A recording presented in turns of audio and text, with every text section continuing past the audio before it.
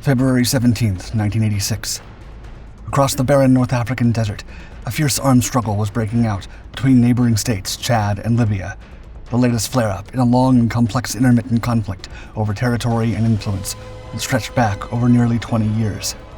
Over the scorching sands of the Sahara soared a lone aircraft, one of many imported from much colder climes, the Tupolev Tu-22.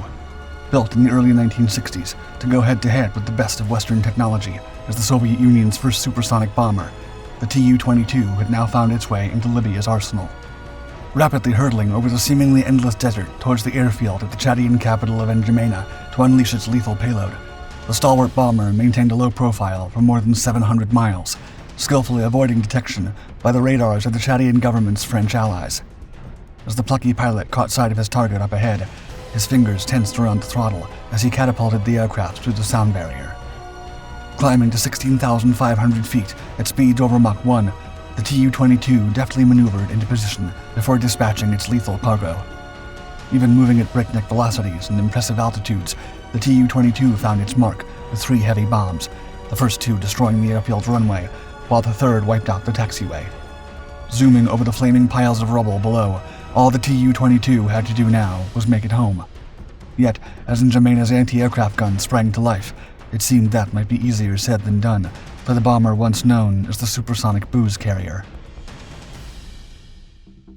Tupolev, one of Russia's most renowned aerospace design bureaus, had humble beginnings in the 1920s when the recently created USSR, or Soviet Union, decided to form a commission envisioned to design and develop all-metal military aircraft.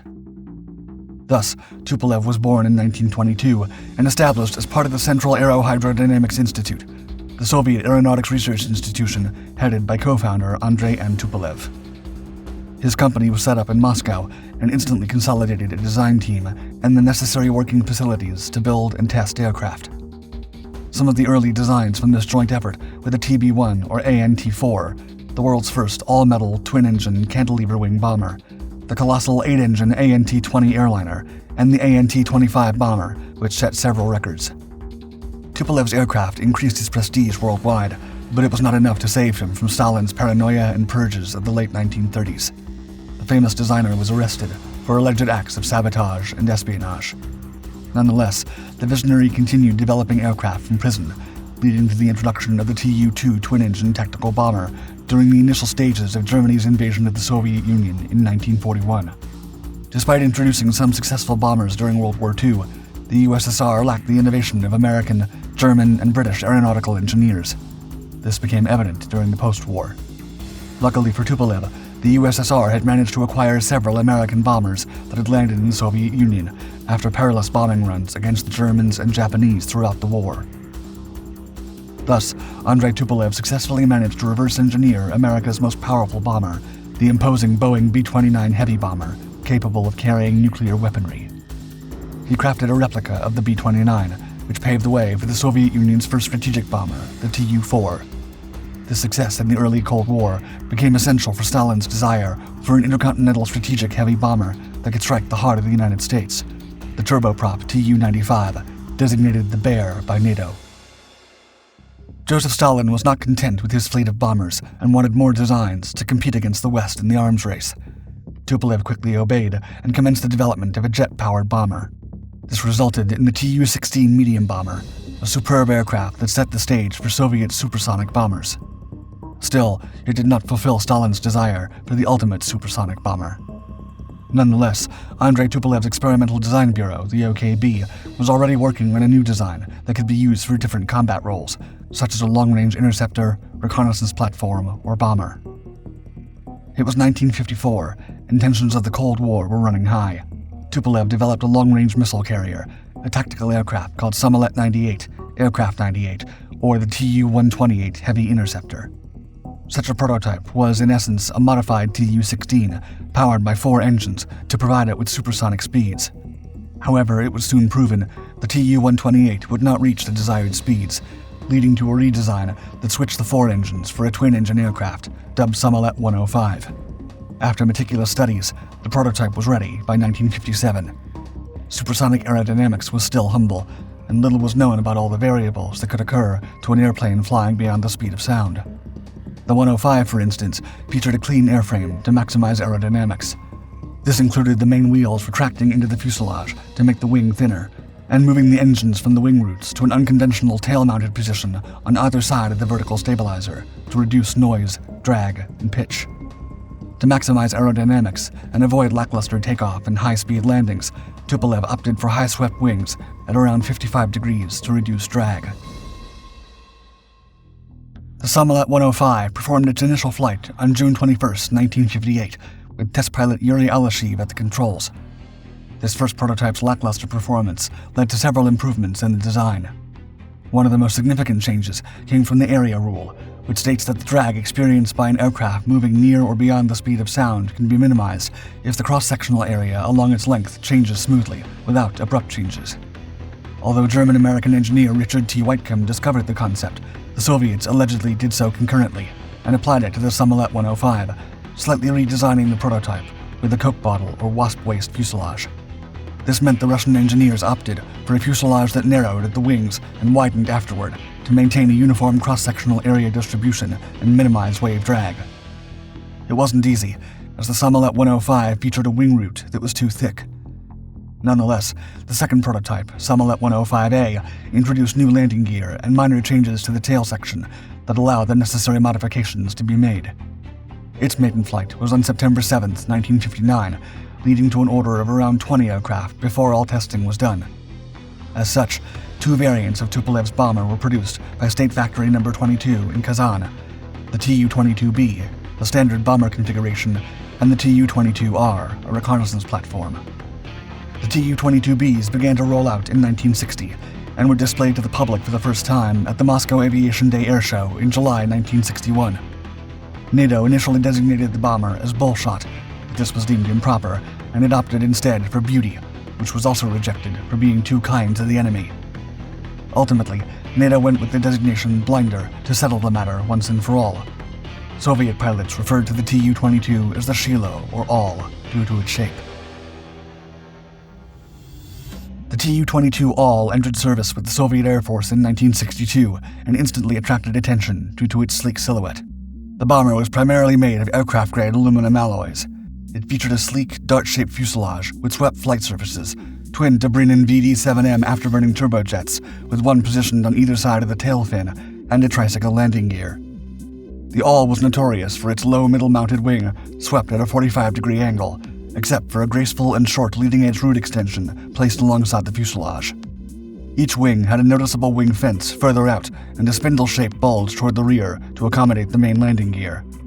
Additionally, a large split flap was positioned around the area of the landing gear fairing, complemented by an aileron at the wing's outer edge. The horizontal stabilizers were designed to be fully movable. The VD-7M engines would later be upgraded to the superior RD-7M2 engines, allowing the bomber to reach a top speed of 1,510 km per hour, or Mach 1.42, a rate of climb of 12 meters per second, a maximum range of 4,900 kilometers, and a service ceiling of 13,000 meters. Overall, the bomber had a length of 41 meters, a 23-meter wingspan, and a gross weight of 85,000 kilograms, with a bomb load capacity worth 12,000 kilograms. The internal bomb bay could carry up to 24 Fab 500 general-purpose bombs. These 500-kilogram bombs packed a high-explosive warhead that could be released from a distance of over 600 meters, at speeds of 500 to 1,900 kilometers per hour.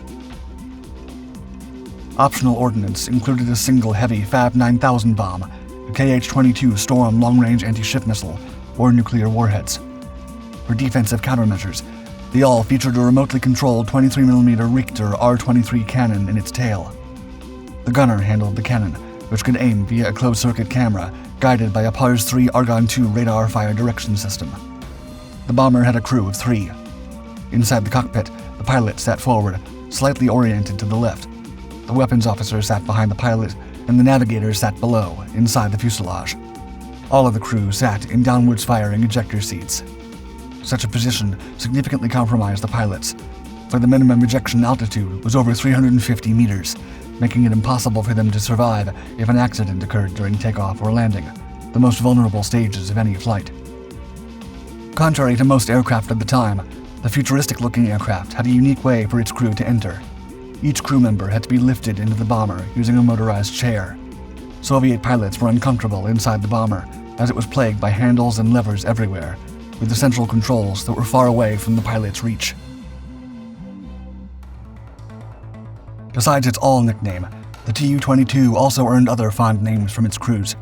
Some were the supersonic booze carrier, the vodka truck, and the flying liquor store. And with good reason. The Soviet bomber carried an unbelievable amount of alcohol on board, which was used as a refrigerant in the bomber's air conditioning system. This was due to the All's unique bleed air system on the engine compressors. The air was hot and cooled by a large loss evaporator with a unique mixture of 60% distilled water and 40% ethanol, practically vodka. Some pilots commenced drinking the coolant mixture and getting drunk, leading to strict sanctions from Soviet Air Force authorities. The access to the bombers was restricted after flights, and checking the coolants became the norm. The Tu-22B lacked the intercontinental range to strike the United States, but it packed more than enough punch to hit Western Europe, China, and Japan. If it ever came down to war against the West, Tu-22 crews were instructed to follow a high-low-high flight profile. This meant flying to the designated area at a high altitude, dropping to a low altitude for penetration, and performing a swift pop-up attack on the target before vanishing on the horizon. The Soviet Union only produced over 20 Tu-22B bombers. On the other hand, the Tu-22R, the recon variant, produced 130 models. The only significant difference between both was the 22R's film camera gear in the nose and a film camera pallet in the bomb bay. Some camera assets could be swapped for an ECM, or electronic countermeasure system, to serve as an escort jammer. In the long run, the Tu-22R variant was employed the most, as it could also conduct bombing missions. The main reason the Tu-22 never entered service with the Soviet Air Force was the ever-changing nature of warfare. In the 1960s, the concept of high-speed, free-fall bombers had become obsolete with the advent of SAMs, or surface-to-air missiles. Soviet Premier Nikita Khrushchev even stated that the age of bombers had ended, and that the future belonged to intercontinental ballistic missiles. He was not wrong, but the Soviets decided to give the All another chance by modifying its role as a missile carrier for the Kh-22 missile, which had a range of over 550 kilometers. These variants were designated Tu-22Ks and could employ the Kh-22 missile for ground and anti-ship operations, including the use of a nuclear weapon. Their only significant difference was the external modification to carry the powerful Kh-22 under its belly. Fitted with ELINT systems to spot hostile radar sites, the Tu-22Ks decimated these positions with a radar homing version of the Kh-22. None of the Tu-22 bombers were used for their intended roles, striking Western Europe or the U.S. Navy's Sixth Fleet stationed in the Mediterranean. The Soviet sole combat service of the Tu-22 was during the war in Afghanistan in the 1980s. During these operations, the sleek-looking bombers were used to protect other bombers from hostile Pakistani anti-air countermeasures. However, the Tu-22 would see much more extensive action elsewhere. In the hands of Iraqi President Saddam Hussein, they would be used to carry out devastating airstrikes against their neighbor and rival Iran during the bitter war between the two countries that lasted from 1980 to 88. Meanwhile, Libyan leader Muammar Gaddafi also acquired several Tu-22s, which he frequently deployed in his country's multiple interventions in Chad in the 1970s and 80s. As the conflict reached one of its climaxes in 1986, the Chadian government's French allies carried out a bombing mission on the Libyan airbase at Wadi Doum, resulting in serious damage. Gaddafi responded by ordering one of his Tu-22s to carry out a similar attack on his enemy's airfield at N'Djamena. After successfully destroying a significant percentage of its target, the bombers started heading home, but fate was to intervene. Reports claim that U.S. early warning reconnaissance aircraft based in nearby Sudan intercepted distress calls from a Tu-22 that day, indicating that it had run into technical problems, perhaps as a result of being hit by anti-aircraft guns during the N'Djamena strike. While the full story may never be uncovered, it seems the Tu-22 crashed somewhere in the desert before it could make it back to its base at Auzu. Over 310 Tu-22 bombers were produced and gradually phased out of service in favor of the superior Tupolev Tu-22M, featuring several upgrades, including variable sweep wings. This resulted in the Tu-22M distancing itself from the base Tu-22 and becoming a new design that, since its introduction during the 1970s, has remained in service with the Russian Air Forces until today. Some of the latest variants of the Tu-22M have been seen delivering their payloads over the skies of Ukraine in the ongoing conflict between the two Eastern European nations since February 2022.